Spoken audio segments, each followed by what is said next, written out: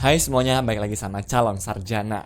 Pada tahun 1971, rata-rata perempuan Indonesia melahirkan 5 sampai dengan 6 anak. Tahun 2024 gimana? Cuma 2,1 teman-teman. Dan di Jakarta sama Jogja, angkanya sudah di bawah 2 teman-teman. Artinya, kita sudah nggak cukup ngelahirin anak buat gantiin populasi kita sendiri ya. BPS bahkan proyeksiin angka ini bakal terus turun ke 1,97 di tahun 2045 nanti. Tapi ini bukan cuma masalah Indonesia. Korea Selatan nyentuh rekor dunia tuh di 0,72 anak per perempuan. Amerika di angka 1,6, sedangkan Eropa rata-rata 1,5. Sesuatu yang fundamental lagi berubah nih teman-teman di seluruh dunia, dan Gen Z jadi generasi yang paling kena dampaknya. Pertanyaannya, ini beneran karena Gen Z yang egois atau memang karena sistemnya yang bikin kita tuh nggak masuk akal buat punya anak teman-teman? Dulu anak itu aset. Biar kita ngerti kenapa angka kelahiran turun, kita harus paham dulu nih teman-teman, kenapa banyak orang tuh dulunya punya banyak anak ya. Jawabannya simple, anak itu adalah tenaga kerja. Di Amerika pada abad ke-19 sekitar 18% anak umur 10 tahun sampai dengan 15 tahun sudah bekerja tuh di pabrik, di tambang, dan juga di ladang. Di sektor pertanian, 70% anak seusia itu sudah bekerja di lahan keluarga sendiri. Bahkan Alexander Hamilton, juga salah satu pendiri Amerika nih, pernah bilang teman-teman kalau anak-anak yang nganggur bisa dijadikan sebagai sumber tenaga kerja murah untuk industri. Ini nggak beda jauh sama Indonesia pada zaman dulu. Di desa-desa, anak tuh ngebantu nanam padi, ngurus ternak, dan juga jaga adik-adiknya. Semakin banyak anak, semakin banyak tangan yang bantu kan? Tapi begitu ekonomi berubah, begitu kota semakin berkembang, peran anak menjadi bergeser. Dari aset menjadi beban finansial teman-teman. Dan di titik itulah angka kelahiran mulai turun. Bukan karena orang jadi egois, tapi karena punya anak tuh nggak lagi bikin kalian lebih kaya, malah sebaliknya. Oke, tapi itu kan cerita zaman dulu ya. Sekarang pertanyaannya, kalau Gen Z di Indonesia tuh mau punya anak hari ini, realistis nggak sih secara finansial? Matematikanya nggak masuk akal. Mari kita hitung bareng-bareng yuk. Rata-rata gaji Gen Z di Indonesia itu ada di kisaran 1,9 sampai dengan 3 juta per bulan. UMP tertinggi di Indonesia yaitu Jakarta sekitar 5,4 juta rupiah. Kedengeran lumayan kan? Sampai kalian lihat biaya hidupnya teman-teman. Data dari Databox nyebutin tuh kalau rata-rata pengeluaran rumah tangga di Jakarta itu adalah 14,8 juta per bulannya. Itu artinya hampir 3 kali lipat UMP Jakarta sendiri kan?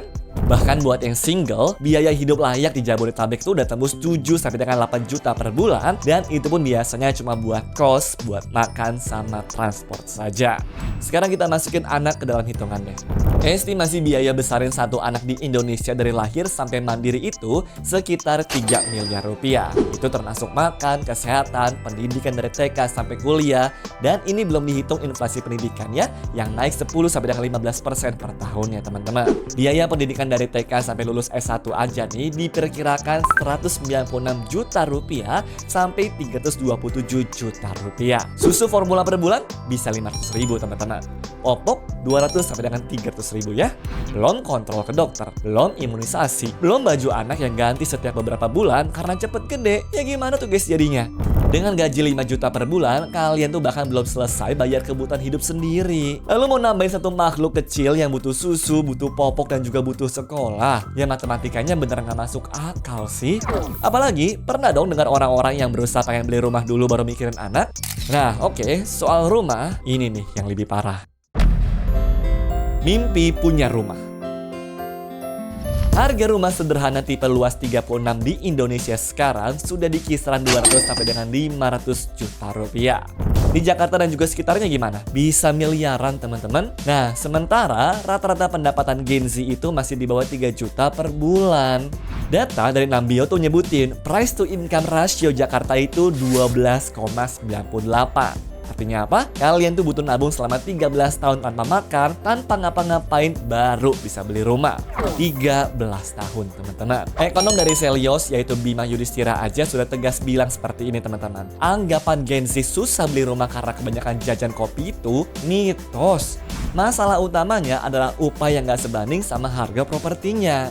Pertumbuhan pendapatan tuh biasanya cuma 1,8 sampai dengan 2,5% per tahun. Sementara harga rumah tuh naik lebih dari 3,5% per tahunnya. Dan ini juga bukan cuma masalah di Indonesia, teman-teman. Di Korea Selatan, harga apartemen di Seoul aja tuh sudah tembus 1 miliar won atau setara dengan 11 miliaran rupiah. Di Amerika, harga rumah rata-rata tuh sudah di atas 400.000 dolar, di mana naik lebih dari 2 kali lipat dalam 1 dekade terakhir.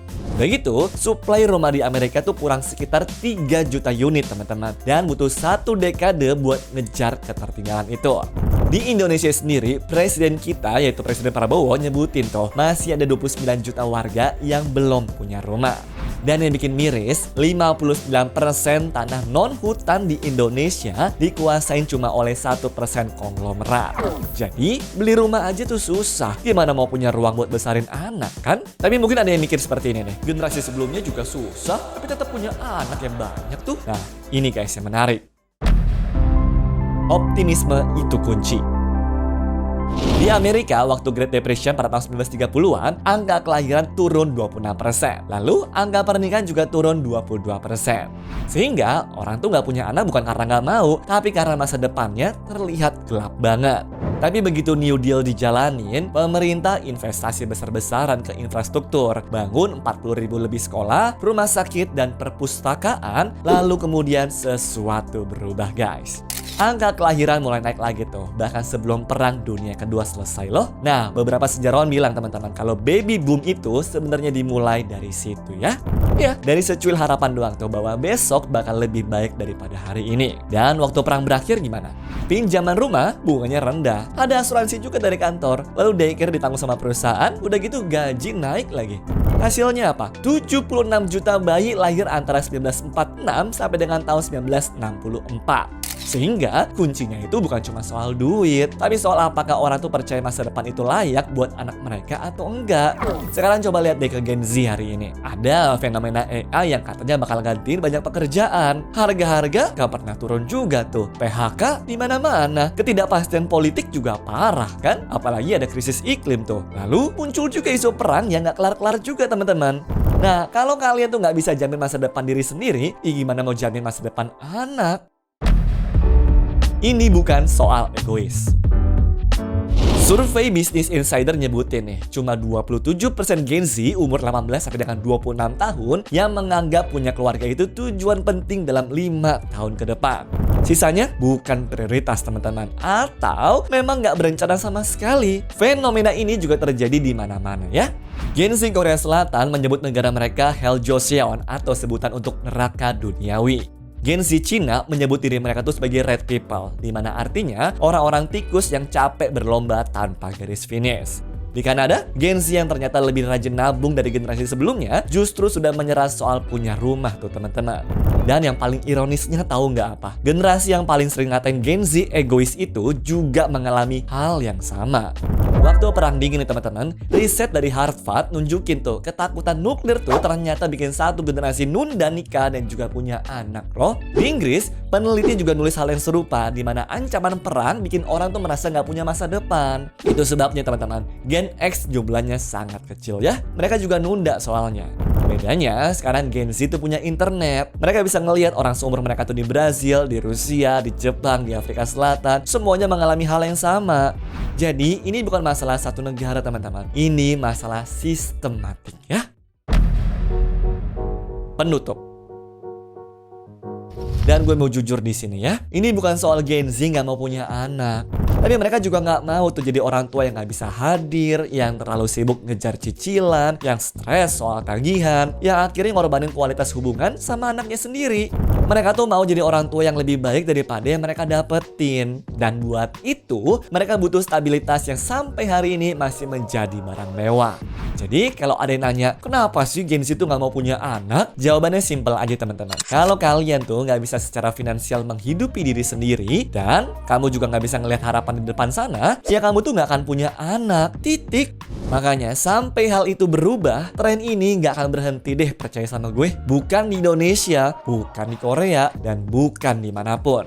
Yang perlu berubah tuh bukan Gen Z-nya, tapi yang perlu berubah itu adalah sistemnya. Sekian dari kita hari ini teman-teman. Kalau kalian ngerasa video ini relate, bantu share ke orang-orang yang perlu denger ini ya. Like, subscribe, dan juga nyalain notifikasinya juga. Oke, sampai jumpa lagi di video-video berikutnya. Bye-bye.